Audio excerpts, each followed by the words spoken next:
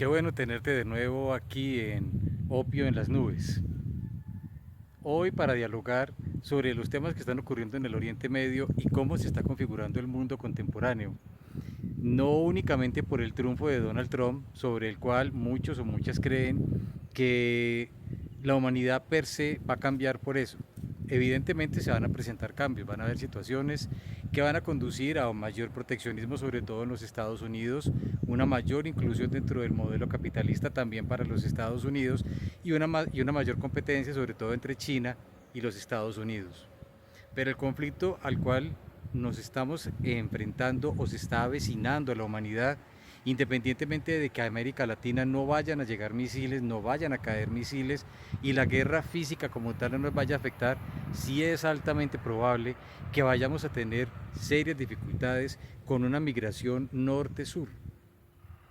Los anglosajones, los europeos se van a venir a América Latina. ¿Por qué? Porque se van a presentar modelos de hambruna. En la Europa occidental y en la Europa oriental, la producción de alimentos es muy poca, menos de lo que los latinoamericanos se imaginan. Los españoles se aprovisionan mucho de las Islas Canarias, de Marruecos, Tenerife y demás. Les están enviando obviamente todavía, digamos que, recursos alimenticios que incluso se producen en América Latina, producen café, producen plátano en las Canarias. Sin embargo, tenemos que mirar cómo fue evolucionando progresivamente a lo largo de la historia humana todo lo relacionado con el conflicto entre lo que es hoy Irán, lo que es hoy Irak, lo que es hoy Siria y lo que también son los israelitas, que son completamente diferentes los unos de los otros. No son lo mismo para nada. La gente cree normalmente que los israelitas y los musulmanes, los unos se vendrían a ser los hijos de Ismael y los otros los hijos de Isaac. O sea, los de Isaac vendrían a ser ¿quiénes? Los israelitas. Esa es una teoría ampliamente aceptada por muchos y muchas, pero resulta que no es real. Los israelitas provienen de la tribu de Sia y el padre de David, que es considerado pues uno de los ancianos pretéritos de la humanidad, pues entonces tuvieron a David, David junto con Betsabé tuvieron posteriormente al rey Salomón. Salomón, sí, es cierto, uno de los hombres más con mayor sentido común y capacidad de discernimiento que ha tenido la historia humana. Durante 40 años fue capaz de consolidar todo lo que fue en ese momento pues el imperio israelita. Pero es también importante entender que ellos son altamente monoteístas, altamente no, totalmente monoteístas, opuestos a lo que ellos llaman el paganismo y al politeísmo, que era usual dentro del mundo de los aquemidas, que es donde están hoy en día los árabes y posteriormente los asirios, los babilonios y los sumerios, que es donde hoy están hoy en día tanto Siria como Irak como Irán, o sea, el antiguo imperio persa. Y el otro era el antiguo imperio aquemida. Tras la muerte de Salomón y haber quedado construido su templo que sin la más mínima duda existió, de hecho cuando se construyó el templo, el silencio tenía que ser, pues digamos, tipo monasterio budista, donde pues inclusive pues también un monasterio de orden católico o cristiano ortodoxo. Entonces, muerto Salomón, pero hay que tener en cuenta algo previo a la muerte de Salomón. Él tuvo a Melenic I junto con Belkis o la reina de Saba. La reina de Saba venía del imperio de Cebes, que es donde están hoy en día tanto Etiopía como Yemen del norte y Yemen del sur. Melenic se lleva consigo mismo el Arca de la Alianza. Esa Arca de la Alianza está en donde hoy en día, en Etiopía, protegida por la iglesia etíope. Los babilonios, los sirios, los asirios y los sumerios, después de que muere Salomón, expulsan en una primera instancia a las dos tribus en que quedaron divididos los israelitas tras la muerte de Salomón. La última tribu, que fue la de Judá, fue expulsada literalmente por los babilonios y el templo que construyó Salomón en Jerusalén es destruido. Por lo tanto, desde ese momento los israelitas quedan sin tierras. expulsados, claro está, de las tierras que venían desde las antiguas tribus de Siá. Por lo tanto, en ese sentido, sí es real lo que ellos alegan en términos históricos. Sin embargo, la realidad de la guerra los expulsó de ese sitio. Una vez expulsados los israelitas de allá, empezaron a reinar o a gobernar pues precisamente los aquemídas que estaban al norte y más hacia el sur en el Mediterráneo. Entonces nos íbamos a encontrar con el imperio persa. Hay que descontar obviamente a Jerjes y demás que hicieron parte precisamente de ese imperio y que fueron pues posteriormente dominados. Sin embargo, lograron conservar toda su esencia. Los judíos tradicionalmente entonces, y después de esa expulsión que sufrieron de sus propias tierras, terminaron siendo amigos o cercanos al poder, a las finanzas. Siempre estuvieron aconsejando a los grandes reyes o gobernantes de esas épocas, sin importar cuál fuera su origen. Los musulmanes provienen directamente de Ismael y las 12 tribus que surgen de los hijos que tuvo precisamente Ismael. Ismael es venerado con los cristianos ortodoxos, es venerado por los musulmanes, es considerado con una gran importancia en el mundo católico. Es importante también entender que el mundo católico pues no comienza con la muerte de Jesús. Realmente el cristianismo comienza a partir del momento en el que Pablo de Tarso o San Pablo hace lo que se llamó el primer concilio o concilio de Jerusalén, donde fueron compiladas las primeras escrituras. Vamos a decir entonces que no fue Jaime, uno de los hermanos de Jesús, que se pudiera denominar como el primer obispo. Yo considero que el primer obispo en este caso fue entonces ¿quién? Pablo, Pablo de Tarso, San Pablo. Pablo de Tarso era un judío, era un israelita.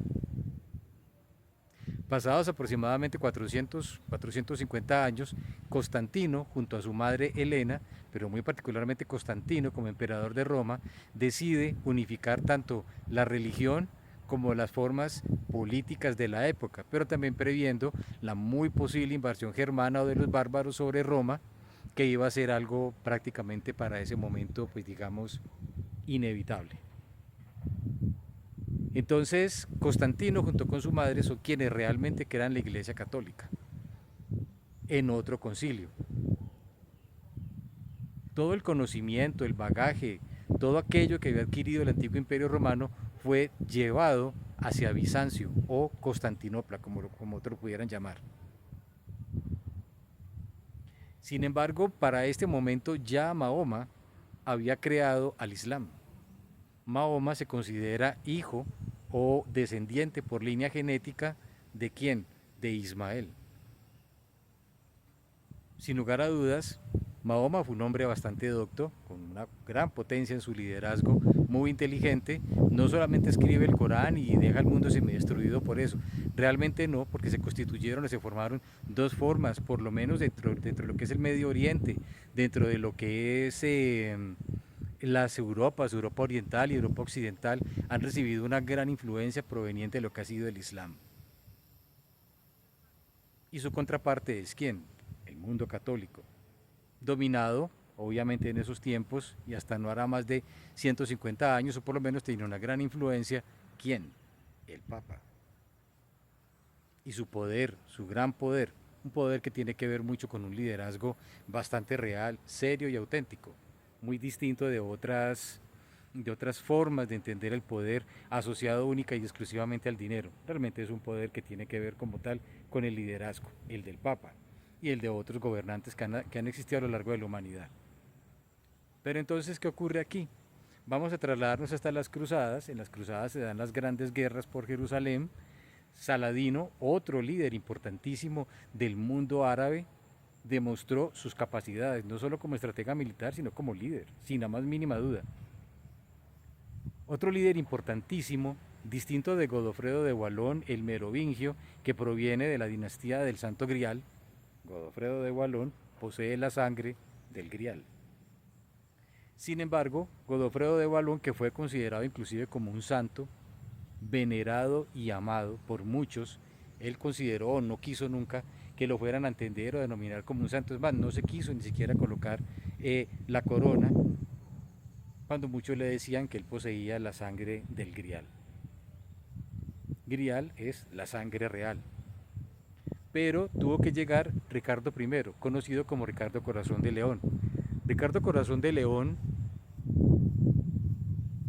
fue el único capaz de contener la fuerza y el ímpetu, la vehemencia y la capacidad de gran guerrero que tuvo ¿quién? Saladino.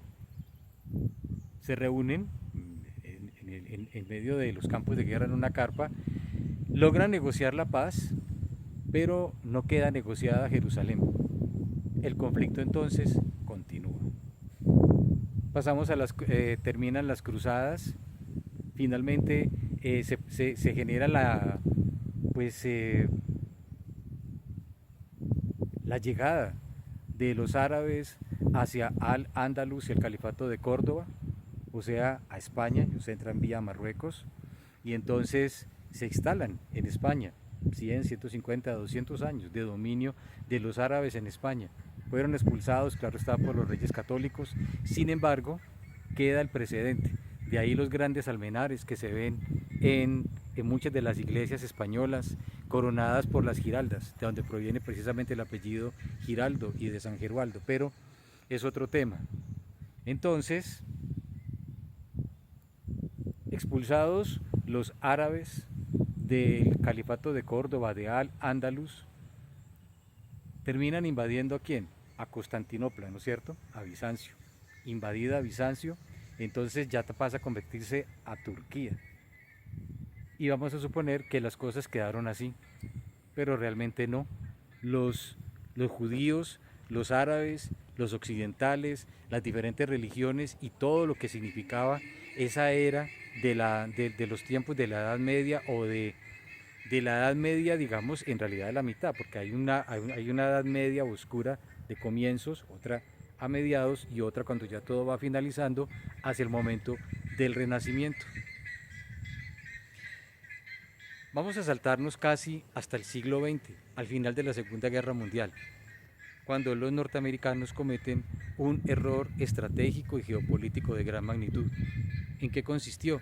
En que crearon de manera fáctica, claro está, en las mismas tierras en donde antiguamente estuvieron ¿quiénes? Los judíos, los israelitas. Ellos realmente estuvieron donde están hoy. Y donde dicen que estaba el templo de Jerusalén, están diciendo absolutamente la verdad. No estoy hablando de la iglesia de la Natividad, ni estoy hablando del Gólgota, no, estoy hablando realmente es de que esas tierras hace 3.000, 4.000, 5.000, en fin, ahí estuvieron, ahí vivieron ellos. ¿Qué ocurre entonces? Los norteamericanos, con el afán de tener una presencia geopolítica fuerte, económica y militar, aprovecharse sobre todo del petróleo y de otros elementos minerales de la época de hoy en día, estamos hablando de las tierras raras, y sobre todo de la mano de obra barata, imponen o meten a sangre y fuego a los israelitas. Repito, si es cierto, los meten en sus tierras. Pero de todas maneras, esta inclusión de los israelitas en sus tierras no quería decir que los otros ya no los hubieran tomado para sí y por sí mismos. Estamos hablando de 2.000, 3.000, 4.000 años, lo que dije hace unos minutos, en donde también ellos habían que asentado las bases de su cultura, de su religión y de su sociedad. Entonces esto nos conduce al conflicto que tenemos ahora. Los israelitas no propiamente han desarrollado por sí mismos toda la tecnología militar que hoy poseen. Esto es entregado por los norteamericanos, precisamente en la búsqueda y el sostenimiento de esa presencia geopolítica. A los norteamericanos no les interesan las personas, lo que les interesa es los grandes negocios. Ellos tienen una moral vergonzante muy fuerte, muy potente. Entonces, ante digamos, esta doble moral vergonzante de los norteamericanos y su presencia excesiva y conflictiva en el Medio Oriente, eso fue produciendo lo que tenía que ocurrir realmente, un conflicto de gran magnitud. Yasser Arafat, quien para la gente joven que puede estar viendo estos videos, pues puede ser completamente extraño, puesto que fueron otras épocas en las que Yasser Arafat pues sí tuvo una presencia pues importante en la humanidad. Fue uno de los grandes líderes palestinos que enfrentaron de una manera vehemente a los israelitas y a los norteamericanos. Se presentó las guerras del Yom Kippur, se presentaron las guerras del Golán, en donde los israelitas literalmente invadieron todo, no el norte de lo que ellos tenían, sino que entraron a Siria, entraron a Líbano. Líbano es un país muy pequeño y eso termina siendo también independiente de la religión, creencia, cultos y doctrinas que ellos puedan tener. Así las cosas, los judíos se convierten en invasores en tierras que antes, pues es cierto, fueron de ellos. Lentamente entonces vamos llegando a la construcción de este conflicto. Entonces Persia no ha desaparecido. Las personas pueden creer hoy en día que Irán es un país inerme ante el poderío militar de los Estados Unidos y que también se refleja, pues en este caso, a través de los judíos. La presencia del portaaviones Gerald Ford, la presencia también de otros barcos en el Mediterráneo, pero lo que están haciendo es amedrentar, lo que están haciendo es obligar a crear miedo dentro de lo que puede terminar siendo un gran conflicto. Porque el domo de hierro, la onda de David y los demás sistemas de misiles que tienen los israelitas por sí mismos no serían capaces de contener un ataque simultáneo de Irán, Irak, Siria, Turquía, los dos Yemen, el antiguo reino de Sebes, donde se fue a vivir Belkis, la reina de Saba, quien fue una de las mujeres del rey Salomón, quien produjo a Melenik I, que sin lugar a dudas fue un judío, y terminaron creando la iglesia etíope. ¿Qué puede ocurrir aquí? ¿Una tercera guerra mundial? La tercera guerra mundial puede generarse en la humanidad contemporánea de una manera diferente, no como ocurrió con las guerras napoleónicas, ni como ocurrió con la guerra cuando la propone Adolfo Hitler, que fue obviamente la Segunda Guerra Mundial. La propuesta aquí puede ser diferente, una serie de conflictos sectorizados, tanto Rusia-Ucrania como en el Medio Oriente. No son los misiles, aquí no nos van a caer a nosotros misiles de ningún tipo, ni tenemos con qué responder a esos misiles, tal vez tendrían que meter palitos o bombones de bombombún dentro de esos misiles para poder responder a ataques, no tenemos con qué. Ningún país de América Latina tiene realmente con qué. Pero sí tendríamos que responder, como lo dije hace unos minutos, ante una situación de orden económica relacionada mucho con una migración norte-sur, porque los europeos occidentales y los europeos orientales se verían altamente perjudicados por todos estos eventos. Es imposible en este momento definir quién pudiera ganar. Cualquiera se pudiera atrever a decir que una bomba sucia nuclear de la que son capaces hoy en día de producir los iraníes con el apoyo de los rusos pudiera llegar inclusive a hundir el portaaviones Gerald Ford o poner la bomba sucia en Tel Aviv, en Haifa, en cualquier lugar. La llegada de los drones a la casa o a una de las casas propias de habitación donde hoy en día vive el primer ministro de Israel, Netanyahu, pues nos va dejando muy claro que sí tienen la capacidad. Los iraníes poseen el arsenal de misiles más grande del Oriente Medio por encima de los israelitas y tienen misiles hipersónicos capaz de surcar el aire, el cielo, a más de 5.000 kilómetros por hora y pueden tener ojivas nucleares. La efectividad de los drones iraníes se demostró en la guerra que están viviendo en este momento Ucrania y los rusos, en la gran derrota que las asestaron los rusos, no solo a los ucranianos, sino también a la OTAN. Estamos entonces en una situación altamente compleja.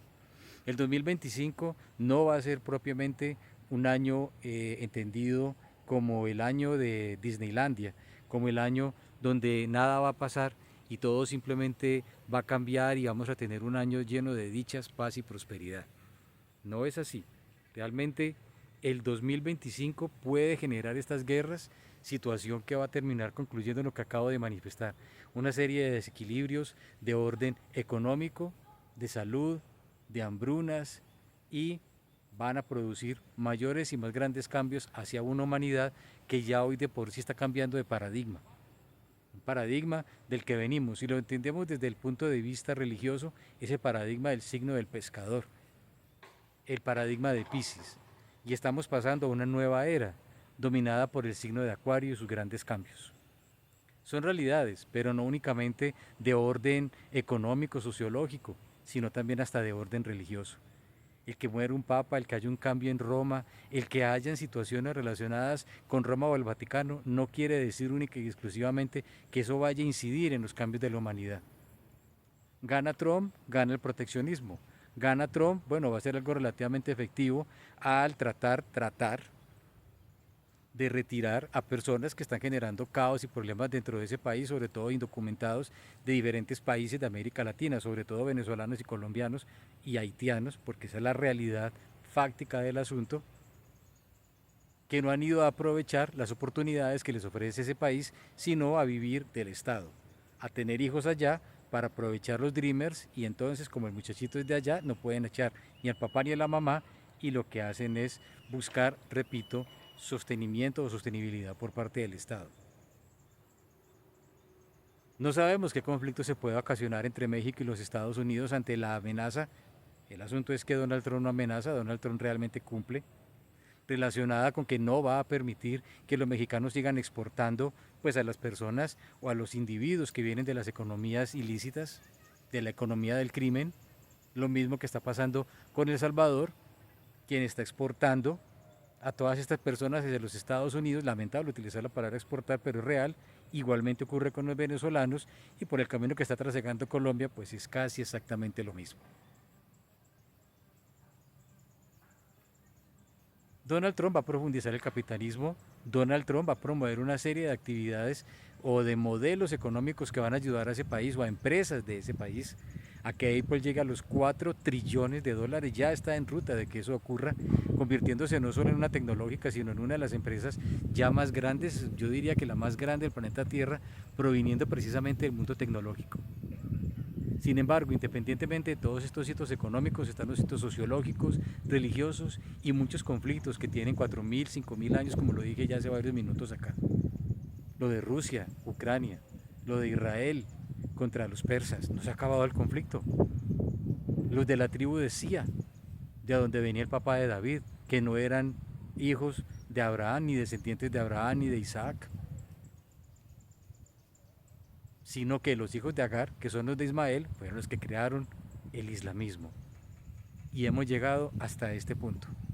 Ya hablaremos en estos días de la situación en Colombia y de cómo se está en este momento empezando a plantear la situación electoral hacia el 2025-2026.